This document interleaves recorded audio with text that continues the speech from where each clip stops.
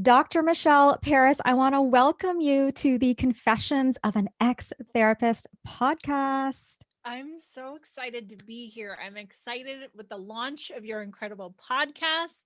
More women need to hear what you have to say. So I'm just truly honored to be here and hanging out in this space with you. Well, and I think it's probably no surprise to you, and it might not be a surprise to my community either, because I speak so highly of you and your work. I feel the same way. The love is so mutual, the respect is so mutual, the admiration for what you're doing is absolutely so profound for me. And really, this conversation today, us recording this episode together, really came from a conversation that you and I had just a little while ago, and we collaborate on certain projects and we work together.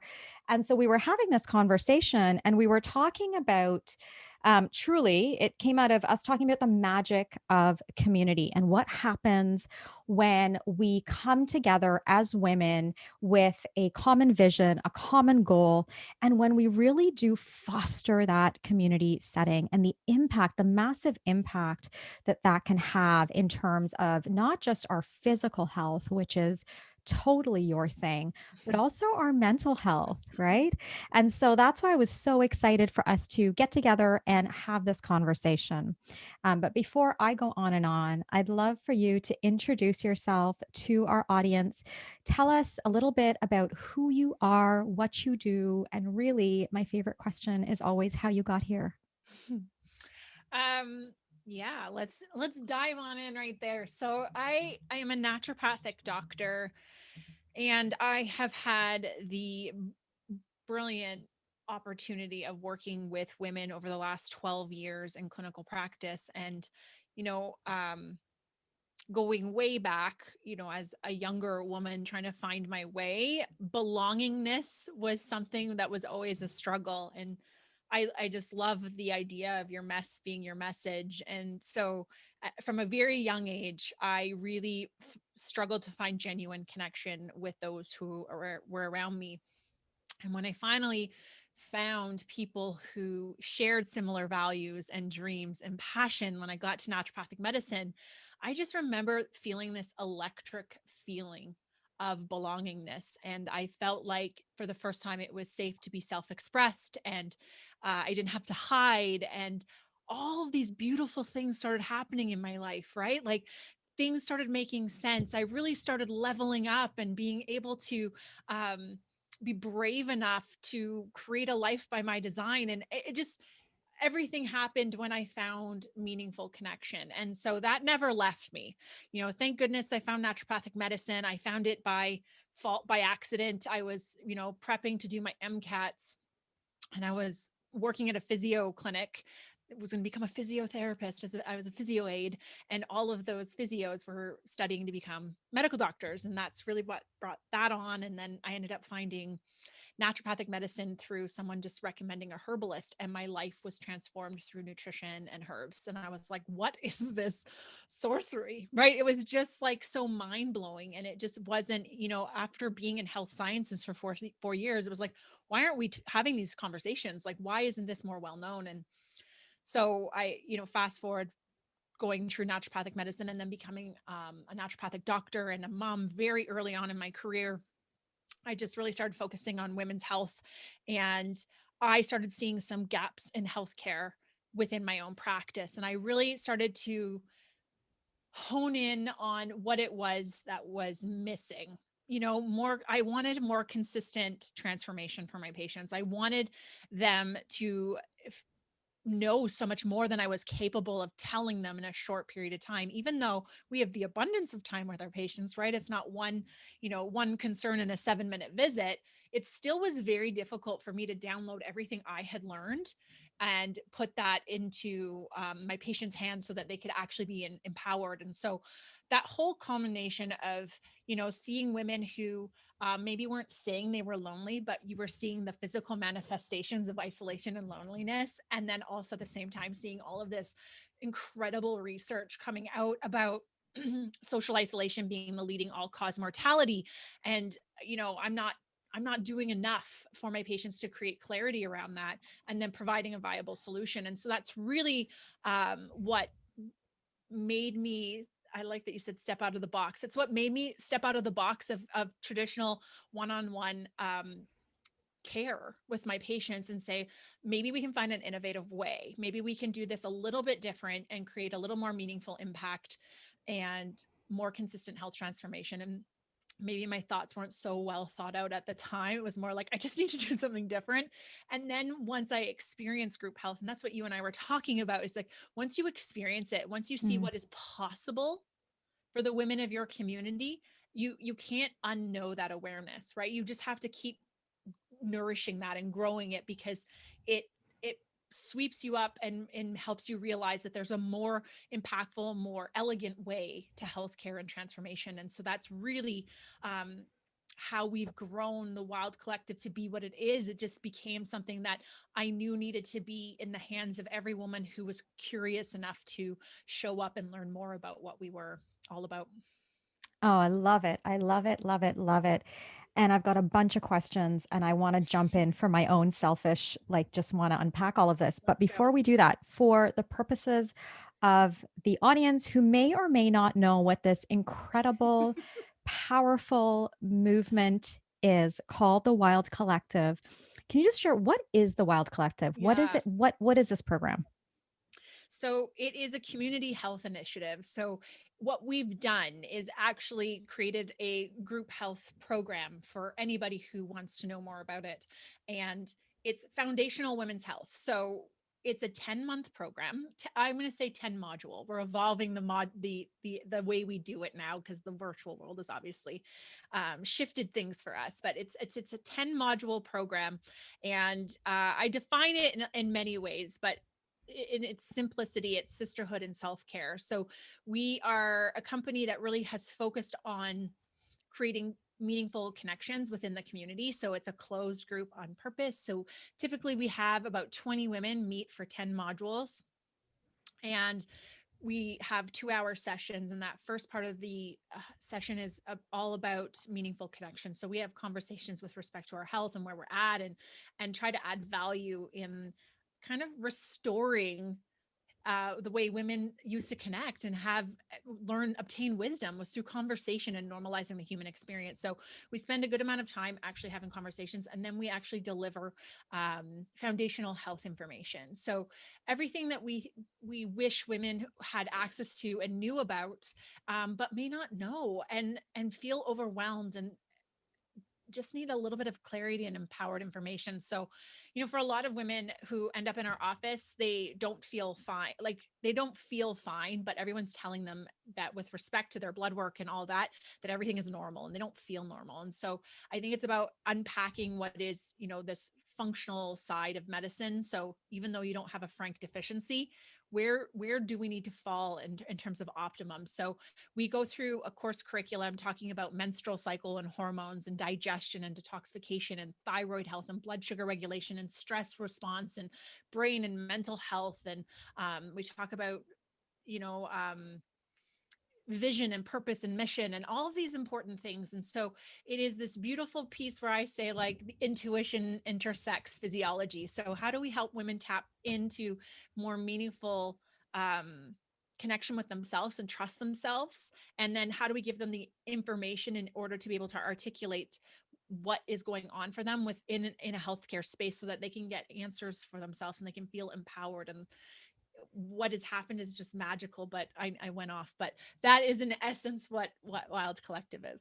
And it is magical, right? And I think Yeah. it's I think it's absolutely fair to call it a magical experience. And I've had an opportunity to get to know some of the women within your Wild Collective group, and I can truly say, as someone who has, had an opportunity to sort of get a taste of what this community is like, what the outcomes are like, and what the experience is actually like for these women. I think it's absolutely fair to say that we are all looking for a much more profound experience when it comes to our healthcare. And so maybe magic is actually the word to use, right? I think we're at at a stage and in an era where we're not settling for good enough, right? We're not settling for good enough when it comes to our healthcare. We're not settling for good enough when it comes to our mental health. We're not settling for good enough when it comes to our relationships. And we're really looking for more, right? And so, this whole idea, I want to bring you back to something you said, where you said that you noticed that there were gaps in healthcare. There were gaps in healthcare. And, this is something that I feel very profoundly, in the work that I do, and you and I have talked about that, right? Is the gaps that exist in certain areas and certain pockets, and how those gaps have such a tremendous impact on our ability to actually live life as fully as we would like, right? And so what I'd love for you to share with us, a couple of things, Michelle. I'd love to know, one, like, what are those gaps in healthcare? Like, what did you actually, like, what are the most profound gaps that you noticed in particular for women, and how we actually access healthcare? Because when I think about the Wild Collective, for me, there's a very preventative nature and restorative nature to the work that you're doing, right? It's not simply diagnostic. It's not reactive to, I've got this terrible thing feeling, and it's not that. There's this preventative, restorative nature, I think, to what you're delivering. And so I'd love for you to share with our audience, what are those gaps that you noticed that then allowed you to step outside the box? And we'll get to you stepping outside the box in a moment, but that's sort of where my mind is going in terms of what I'd really love for you to share with our audience. Yeah. So it brings me back to like the moment of, when we put pressure on a stone to become a diamond, I remember the moments in clinical practice, if you will, where I was feeling so much pressure, like wanting to see my patients rise, knowing what potential is there for them had they had all the right resources, but not being able to make that happen. And so, I, for me, the gaps that I was becoming very aware of, like 7 years in the clinical practice, one was lack of time, Mhm, mhm, because even though we have like comparatively an abundance of time, it still wasn't doing it justice, and with respect to giving foundational health. And we really are a program of foundational health. Like, we are just teaching you about your body. There's nothing overly um complicated about it, right? So it is like, it's quite foundational and restorative in that respect. It's like, how do we help you take your power back and advocate in a more empowering way? So one is like lack of time. Two is that patients maybe don't know what to ask for, and because no one taught them how to think critically about their own body and their own health, they're at the mercy of just trusting their healthcare team, mm, and not even really knowing why they're doing what they're doing, right? So it's it was a frustrating experience in that respect. It was like, you knew that there was so much we could do, but there was lack of time. There was lack financial resources. So is there a way that we could make healthcare more innovative, more affordable, um, with respect to finances and time? And group health is a beautiful solution to that problem. It disrupts that model. One-on-one health care is expensive, and it should be. But when we teach women to think critically, then they're very efficient with that time. So I feel like we solve that problem for them. And then the biggest thing, I think, for me with gaps in healthcare was lacking support. mm. And time again, what women were saying to me in my office was, I feel so safe here. I feel like anything is possible here. You give me hope. I love our treatment plan. I'm excited about it. And I feel like I can adopt it. And then they would leave the health bubble, and they would go back into their life, and maybe their intimate community doesn't quite understand why they would like to start playing with certain metrics of their diet, or why they might want to consistently take their supplements or start going to bed early, right? That's always the thing with me and my husband, right? So I can't even imagine for somebody else who's like, well, for sleep hygiene purposes, I'm gonna start taping my mouth and wearing my eye mask and going to bed at 10, right? Like, Very sexy. It sounds yeah, really I like am a sexy woman with sleep aside. But like, so right, so it's like they yeah. they they don't have that support network for them to be like, no, I this is meaningful to me. for my highest evolution, for my highest expansion, I want to try this. And so what would happen is that they would fall off their plan. And it was really frustrating. And a lot of the Wild Collective facilitators have said the same thing to me. It just came to the point where I was like, are we really doing a good job here? Because here we Mm, are. Okay, our assessment is super solid. We have a lot of time. We create individualized treatment plans. Wow, I feel like we do a great job there. But then mm-hmm. it's like, I'll see you in 6 weeks. Well, what is one to Right. do who lacks that support and understanding fully of their body supposed to do within those 6 weeks, right? Often they Right. fail, and not because they were bad or that the treatment plan didn't work. It's that they literally lacked the support needed. And so Yes. when we actually started connecting these like-minded women to each other, and they saw that they weren't alone in this, and they could, be motivated and inspired, and they could support each other and cheer each other on, all of a sudden you Mm, had women who were taking radical responsibility for their health. They were enjoying the process, and they weren't feeling so alone in their outside environment, therefore much more apt to adopt those recommendations and have them last, because anyone can do something for a short period of time. But I think what we're actually trying to do here is create sustainable longevity and health and optimization, right? So it's not like, here, go live in this bubble for a little bit and then not know what to do when you've actually been released from that nutrition plan or whatever, right? It's, how do we actually innovate, and how do we actually create long lasting change, and how do we help people feel genuinely cared for during that healing process? I was reading this quote last night about transformation. It was referring to the moon cycle, and it's like, for me, that's become something I'm hyper obsessed about with women's health and how our hormones are linked to all of that. But, you know, transformation is going to have periods of pain and mm, discomfort. yeah. Sometimes we call it a healing crisis. And the only way to like accomplish that is through. And the only way I Right. believe now to get through that challenge is to have the support. Yes. I really, I think we have to evolve. We have to start owning our stuff. Have to start healing micro traumas. Like, these things are Yeah. important with respect to long-term health. And I think the biggest gap is that we lack the support to feel brave enough to walk that walk and realize that we can actually be linked while we're walking through that. Right. And then Right. that's not so scary.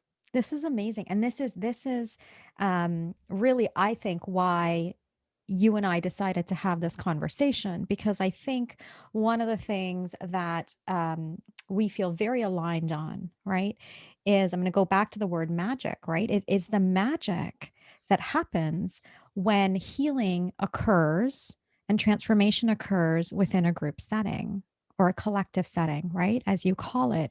And I think one of the things that you and I talked about recently, and we had each been noticing this in our respective communities of women that we work with, is that we were noticing, and you've practiced naturopathic medicine for close to a decade, right? I've Over. practiced over a decade.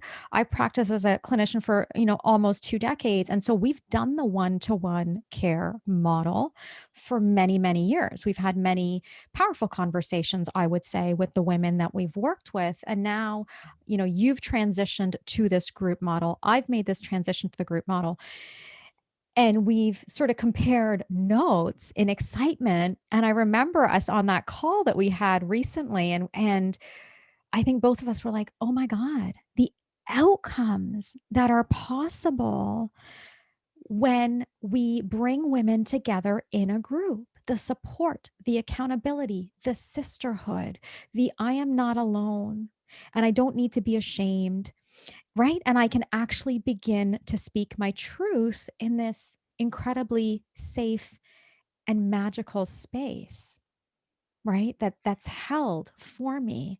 That I'd love for you to speak to this idea that something really powerful happens for women in a collective that actually allows us to have better outcomes, right? The evidence and the science behind what, like, this thing that might feel like this airy fairy, we just feel good and we like to talk about our stuff together, that it's so much more than that. It really is. And it kind of gives Yeah, the science behind the magic, right? Because it is quite magical to experience, and anyone who's blessed enough to be a part of that kind of a model with respect to their health and healing, it's you'll know what we're talking about when you experience it. It's something that doesn't get old. Like I'm like I don't think I'll ever get sick of this. Like it's Yeah. it's so powerful. So why do we think why does this happen? I think when people come in, they are they're stressed to the max. They are in fight or flight. Their engagement, their autonomic nervous system engagement is so tampered with. They're so stuck in a state of stress that it is difficult to heal any system when it's running like that. Right. Right. And I don't think I understood that enough when I first started practicing. And what I started seeing evolving when we incorporated group health into the treatment plan was that people were actually one, I think there's like this scary thing. We hold a lot of things in, Mm. and because we're afraid to give it voice. And I think when we finally have those vulnerable conversations and we're brave enough, it no longer has power over us. Like there's I call it the magic of circles. And when I'm studying it and thinking, why do I think this is so powerful, why is this happening, it has a lot to do with how our brain needs to feel safe. Like this is super, physiologically archaically old. it's Yeah. it's it's old programming that now no longer serves us, but is trying to protect us, right? So, when people come in and we share vulnerably, I think what is happening is that it's actually soothing that limbic brain. It's that taking that alarm system in our brain and it's telling it it's okay. We're in a collective. Our body is like wired for connection, so when it can like interpret that that is actually happening, things our nervous system starts to calm down. We start to shift into rest and digest, and I think that makes us way more capable to take in information in the cerebral cortex. Like we're actually capable of learning, and that's the thing I think I took for Right. granted in a one-on-one space, is that if That's people so were coming interesting. in Yeah. that fight or flight state and I'm telling them to do all these things, but we haven't actually shifted their state, like Yeah. is that information even happening, like is it even going Right. in, right? So Yes. and then we would close the circle in a very similar way where we would ensure that everyone felt safe and supported and part of something. And you could see that they would actually leave, when the world wasn't shut down, Yes. they would leave our space, go back into their communities and change and transformation. Like their willingness or ability to adopt a new plan was now becoming more possible because they Right. had a different body sensation. And so, when we're actually talking about that piece, it's that our body is wired, our brain is wired to find safety with our collective. Mm. And when we have a collective, it means, like, historically, it means you're probably going to survive because you can fight off the tiger or the bear, or you can Yes. find shelter or hunt or whatever. So when your brain interprets being alone or isolated, it freaks out. It goes Oh, into fight or flight and says, this right. is not safe. This is And so powerful. yeah, So powerful. so when we're not safe, we have Hmm. a pro-inflammatory response. Our antiviral response actually downgrades because you can't get viruses if there are no people around, right? So then our body Right. interprets our biggest threat is bacterial infection because we're going to get bit by that tiger, right? So if we are in our own life feeling isolated and lonely, even if you're surrounded by people, it's mostly perceived. Mm. So if our Hmm. brain is perceiving isolation, we are not we our body, our nervous system can't function fully. It can't move or shift back into rest and digest and feel calm and be more receptive to change and healing. And so I think why this is so powerful, and I didn't know that community would be so powerful, is that there were things happening so much more beyond my control, and that was the magic of actually like being together, because our brain interprets that as safe, and when our brain is safe we can actually start what is needed in order to heal. And I think that's why this is so powerful. But even in the story sharing, the normalizing of the human experience, like all of those things are all these magical moments where people now don't feel like they're the only one going through something. They can hear another woman's story so similar to theirs, but maybe that person had a different outcome that was a little more positive. And now all of a sudden, without any major therapy or intervention, that woman for the first time goes, well, maybe that's possible for me. Yes. And it's And like, you've seen this happen, right? Like you have this is witnessed it. reproducible. And that's why I was like, the Amazing. first time after we're seeing all these transformations and women were like strengthening relationships, leaving ones that were no longer serving them, getting new jobs, like moving across the country, weaning off antidepressant medication, like Wow. shedding weight that wasn't serving them. I was like, these are unicorns. This will never Yeah. happen again. And it's like, Right. that is reproducible. Like it's so beautiful. That's so powerful. That's so powerful. And I really want our listeners to sort of get that the excitement behind that, right? Because this is, I think, Michelle, like I've kind of watched your journey in building out the Wild Collective and what that's looked like. And it's been so powerful for me to see the evolution of what you're doing. And the like, what is it? How many women have you put through the program now? Oh, probably about 300 in our clinical Right? Like team. Yeah. hundreds of Yeah. women that have now had the opportunity, right? The privilege, the honor of experiencing this type of transformation. There was something you said earlier on, and I jotted it down because I knew that I would want to come back to this because here we are talking about the gaps that you identified in healthcare. We talked about your origin story of really wanting and longing for that sense of belonging and connectedness, right? So you had this amazing like opportunity to create belonging and connection and improve outcomes. I want you to take me back to the moment where you recognized there was a profound gap and there was a profound opportunity and how you stepped over that bridge. Because Mm. I think in it, right? I think for us, for all of us, and for anyone listening, we can relate to this. We can relate to the experience of recognizing that there's a gap in our lives. And I don't care who you are or what you do or where you're at in your life. I think every single person has these moments where we recognize there's a gap in our lives. And if we slow down and we pay attention, we'll probably also recognize that there are opportunities, multiple, many, right? And what I want to know from you, Michelle, and what I'd love for you to share with the women that are listening is how did you bridge that gap? Because I think part of that gap for us is can be filled with fear. I think part of what can fill that gap is like a shit ton of fear, right? And a lot of negative talk and a lot of imposter syndrome and a lot of that stuff. Our self-talk can so get in the way of us then actioning those opportunities. That's a really good question. You gave me goosebumps. You're good at this, not your nose thing. I like having Uh, these conversations. yeah, that's a really good question because how many beautiful, um, intelligent, brilliant women do we see not step into their light and serve in the way that they could be because fear and all of those things get in the way. And certainly, like I mean, that moment was massive fear. Like I'll never forget that summer. I had a coach, and I remember there was a lot of people around me at the time that truly didn't believe group health was going to work. Which Right? summer was this? Take us back. What year are we talking? 2017. Okay. Summer 2017. Yeah, I started working with my coach probably in March. I just opened a new clinic in June, and I distinctly remember between June, maybe even May to August, like I launched it in September of 2017.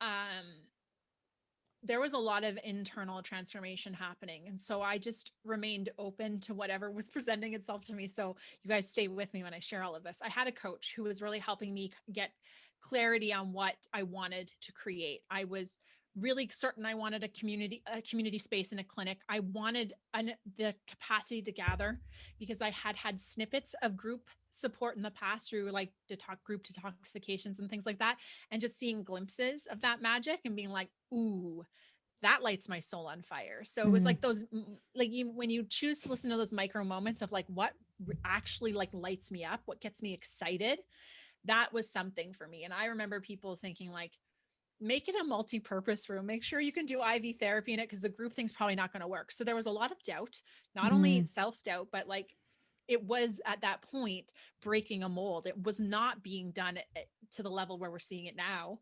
Um, and so I really had to lean on like divine intelligence. So I just I felt super attracted to a book called The Women Who Run with Wolves. And it was all about, reclaiming our wild. It was all getting in touch with our intuition and this concept of divine feminine.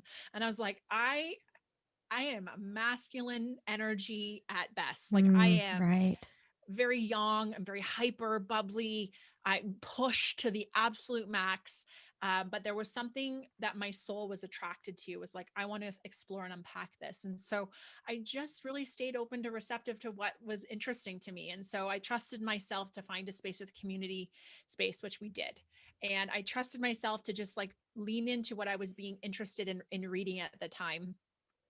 And it's gonna, you guys stay with me. I also was watching Moana at the time because it had come out, and I couldn't stop crying when I watched that. I was like, what is that? Why am I so into this movie? But it was really about, like you were saying, like not belonging for a really long time and really struggling, always feeling like there was something powerful within me. And I think everyone feels this. Um, but not fully embracing it. And that movie just did something for me in terms of like bridging two worlds. Mm, Like, what can I deliver? I knew health. I knew how to talk to women about health. That was a frustration. So that was a bit of the no-brainer part. And I was so humble when I first presented. I was like, I don't know what the divine feminine is, but I'm so excited to learn with you guys. So I didn't pretend to know anything I didn't. But there was just something so beautiful to me in that moment of Moana. If you guys haven't watched it, please go do it.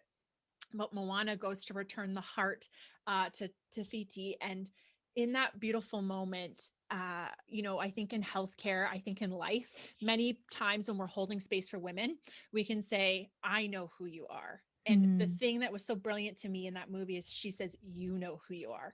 And that to yeah. me was like, so much healing happened. Like, I know I'm a good soul. I know I have a lot to give. I know that I am whole, perfect, and complete on my own. And I am going to hold space, this audacious dream for women to actually have that opportunity. What if they've just never been given up? I feel grateful every day that everything happened the way that it did for me, Mm, that, friends didn't like me, so I was abandoned, and I had difficult, that's my perception, difficult time bonding with the women in my family. Like everything felt like such a struggle, but I wouldn't be so passionate. I wouldn't be so willing to go through that threshold of fear if yeah. this didn't feel like my calling.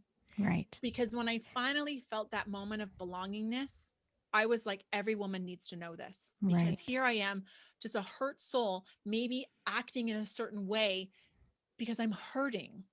Yes. And Yes. all I need to do is belong. And now, what if I just dream audaciously for these women and tell them that they actually do know everything is within them? And we're just going to hold space to give them the opportunity to feel and experience a different way.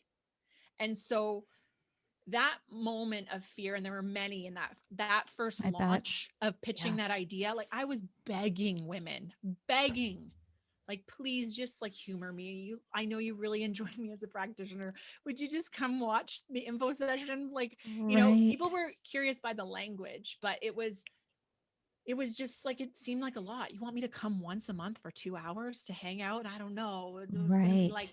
and then I flopped that first talk. It's just like, you have to, I think it's like when you figure out what that mess piece is for you, that what your gifts are, and they usually are in the struggle, Yes. Right. and learning how to better the world through sharing that. It's like when you finally get tapped into what lights you up, that's what helps you. And being willing to fail in the Right. pursuit of serving. I don't think enough people give themselves permission Mm, to make the mistake because we're too afraid. but on the other side of that could be like abundant success. Like there were lots of things that didn't work out for me. There were Yeah. lots of things I tried to launch. But when I really got clear about what it was that I needed to do, what my message was to the world, that's when things got, really, that's when they just like propelled exponentially. So I don't know if I'm answering your question. I think it's about being really, I think having a healthy analysis of what you've been through and what lights you up, and then really staying open to what is you're attracting. Is there certain Yes. books or literature or people that are presenting things to you to help you get more clear on what it is that your passion is? And then having that support piece. Like I did Yeah. have great support. I Yeah. hired support. I asked Right. for help. And Right. so that when things, my friend who was an associate at the time was like so excited about what I was doing. She was like, I just want to be a doula for what you're doing. So Right. people leveled up too. And we're like, how Yeah. can I help this? This seems Right. really exciting. So did I answer your question? Yeah, absolutely. I'm like Okay. holding myself back. You probably know me well enough, and we're recording on video, so you can see my face. And I just so many times I want to jump in because there's so much that you said here. Like, You know, and it's funny because so much of your own journey, Michelle, to me sounds like there's a parallel process that you're delivering for the women in the Collective. So stay with me because Okay. it sounds a bit funny, but as I was listening to your story, I'm hearing you talk about, and your story in particular, with how you went from identifying the gap, feeling the fear, and really leaning into the opportunities that the gap presented. And when I heard you talking about that process, I think what really stood out for me were a couple of things. One, you slowed down enough to pay attention to what was speaking to your soul. And I don't think we do that. I think we're busy and we move fast. And I know you're a go-getter. And many of the women that listen to this podcast are, high performing women. Like it's hard for us, I think, to slow down and really pay attention to what is speaking to our soul. And I think that there are things speaking to our soul all the time, So but we let's just miss those pause there. Yes, Yeah, pause me. because that's it. You're nailing it. That's the feminine energy. It's the receiving. It chose me. But like if we could just slow ourselves down for a moment, it's there, it is there. You're nailing it. That's exactly what that was. Yeah. It's power and it's there. That's the thing, guys, right? Like it's there. It's around us all the time. And I am guilty of this, right? I'm so guilty of not slowing down and not paying attention. And it's funny because once you get into the practice of slowing down and paying attention, I don't know about you, but for me that those messages feel very loud. I'm like, "Oh, look at it's so obvious." Right? It's So like true. it was right there all along, right? This thing that lights me up and this thing that really speaks to my soul. Like that was the first thing that really stood out for me. The second thing that stood out for me, and these aren't linear concepts, but I think they probably worked all together during that time for you, was trusting yourself Mhm. in the process. That you like that's huge Yeah. to be able to trust yourself. Because I don't know that we're raised to trust ourselves. Yeah, no, I feel very grateful that there is like this rebel energy in me that is defiant. And Yes. when is told something isn't possible, I actually will, that's giving me certainty. I'm like, Hmm. oh yeah, Right. give me a, yeah. So yes, I think that's very accurate. That, Right. mhm. Yeah. And then the third piece was the support, right? Like I heard you talk about, this coach that you worked with. And I think I might know this coach that you Yeah, worked with, and you she's know this coach. phenomenal. And, I know exactly who this coach is that you worked with, right? And she's an amazing woman and mentor and leader, right? And it sounds like though, like those three pieces together, like they were such profound magic for you. And I truly do see you creating that in the Wild Collective for women. You're creating that space, right? For them to really slow down and listen to what speaks to their soul, right? You're creating that space for them to trust themselves. Because not everyone's a rebel like you, Michelle. No. Right? Not everyone has the gift of, right? Like of wanting to go against what people tell us we can and can't do. For many women, the very opposite is true, right? Where we can very much give in to those messages of you can and can't do this, or you can and can't be that. Right. Yeah. And then you had a coach, you had a mentor, you had another woman who was maybe just a few steps ahead that was like, you got this. You can do this. I believe in you. Same thing. It It's is the it's same just thing. fascinating to me, right? And like truly we didn't plan to land here No. in our conversation. And it's so fascinating to me because what's coming into my head when you're saying that, is like I wanted to create a really safe environment, obviously, but I wanted to create such an uplifting and like high vibration energy where I spoke to them and knew something about them, even if they didn't know it in themselves yet. And, there are so many places in which, especially in our mind, where we're so hard on ourselves.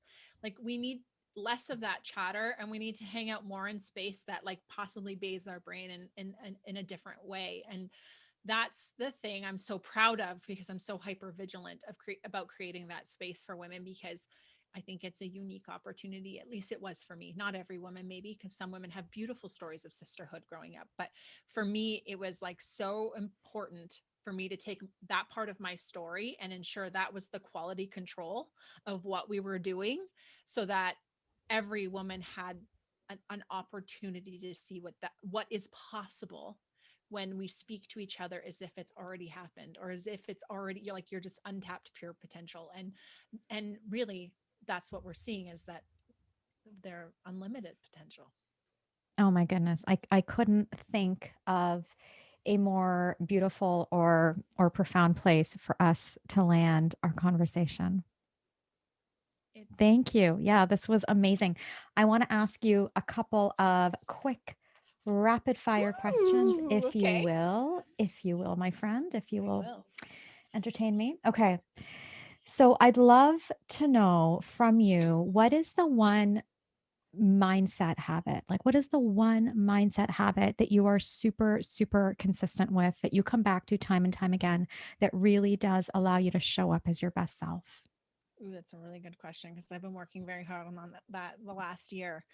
Um, there are a couple of things. I'd say the thing I'm most religious about is setting myself up right for bedtime. Mm. So, if it's cold hydrotherapy, if it's fascial stretching, if it's sauna, um, what I know my brain needed because I can just run on overdrive and just keep going, was that I needed to stimulate that vagus nerve. I needed to shift states because otherwise my mindset isn't strong. So what I really started to double down on is how I cared for myself at the end of the day and how I like let things go. And the way that I was able to successfully do that was through actually relaxing my body, which sounds so crazy, but I think cuz my brain Yeah. is just always going, that the physiology like helps relax that. So I have a pretty regimented evening routine, and usually there's some form of affirmation or gratitude or prayer put into that because it's been so essential for me going through wonderful times and going through some really challenging times. It's how I end my day seems to have the most return on investment with respect to Amazing. mindset. Amazing. It's like setting yourself up the night before. Mm-hmm. Yeah. Amazing. Okay.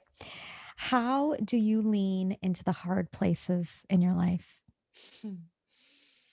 These are rapid fire.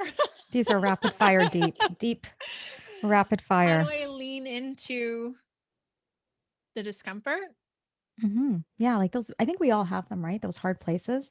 Yeah. What do you do? What's like a simple practice that you have that allows you to lean into those hard places? Ooh, wow, that's a really good question. I mean, it's so uncomfortable. So I have been working really hard on my mindset and like um giving myself an opportunity Okay. So there's so many things I could say.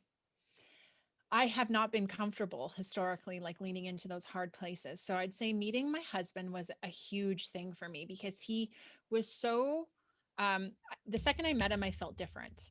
And I felt different because he was so honest that it was like so wonderful to be in his presence. So I think there was a shift in me in that moment where I was willing to get more honest with myself. I didn't have to Mhm. lie to myself anymore. Like I was, again, not belonging anywhere, had a lot of protective walls.